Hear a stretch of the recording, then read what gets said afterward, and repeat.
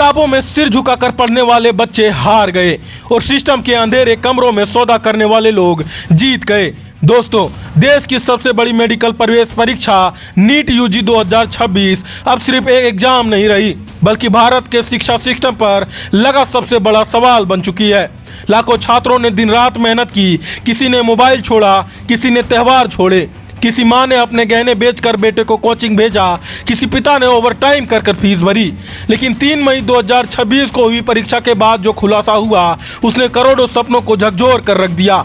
Paper leak का शक, और ऐसा शक जिसने पूरे सिस्टम को कटघरे में खड़ा कर दिया। दावा किया गया कि परीक्षा से पहले कुछ छात्रों तक एक गैस पेपर पहुंच चुका था, लेकिन जब जांच शुरू हुई तो पता चला कि वह कोई साधारण गैस पेपर नहीं था। करीब 410 सवालों में से लगभग 150 सवाल हूबहू असली परीक्षा में पूछ लिए गए, यानी लगभग 600 नंबर सीधे मैच। अब सोचिए, जहां एक नंबर से रैंक बदल जाती है, जहां एक सीट के लिए हजारों छात्र लड़ते हैं, वहां अगर किसी को पहले से ही सवाल मिल जाए तो मेहनत करने वाले छात्र आखिर क्या करें।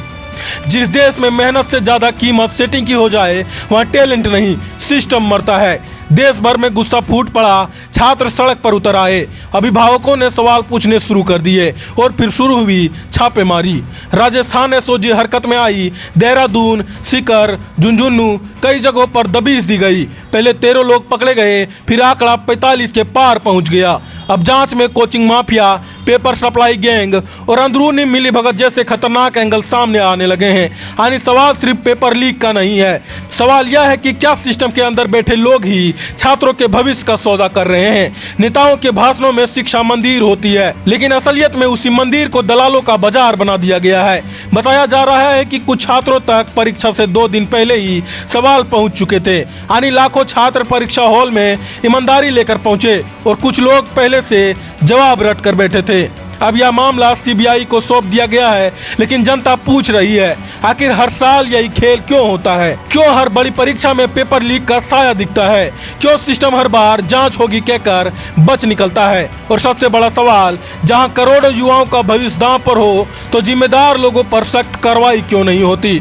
हर साल पेपर लीक होती है, हर साल जांच बैठती है और हर साल सिर्फ छात्रों का भविष्य फांसी पर लटक जाता है। सवाल सिर्फ नीट का नहीं है, देश की कई प्रतियोगी परीक्षाओं में भी पेपर लीक हो चुका है। हर बार तरीका बदलता है, लेकिन सिस्टम की कमजोरी नहीं बदलती। और सच तो यह है कि जब तक बड़े लोगों पर कार्रवाई नहीं होगी, तब तक छोटे दलालों को पकड़ने से कुछ नहीं बदलेगा।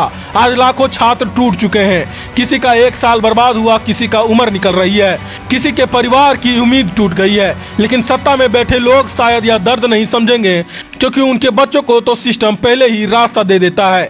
गरीब का बच्चा रात भर पढ़ता है और अमीर का नेटवर्क सुबह पेपर पहुंचा देता है। अब नीट यूजी 2026 का परीक्षा रद्द हो चुकी है, नई तारीख जल्द घोषित होगी। लेकिन सवाल सिर्फ री एग्जाम का नहीं है, सवाल भरोसे का है। क्या भारत का एग्जाम सिस्टम सच में सुरक्षित है, या फिर यहाँ मेहनत नहीं, जुगाड़ और नेटवर्क जीतता रहेगा? क्या आने वाले समय में कोई छात्र पूरी ईमानदारी से यह कह पाएगा कि उनकी मेहनत का फैसला सिर्फ उनकी मेहनत करेगी, या फिर हर साल कोई नया पेपर लीक, कोई नया घोटाला और करोड़ों सपनों की नई बर्बादी सामने आती रहेगी?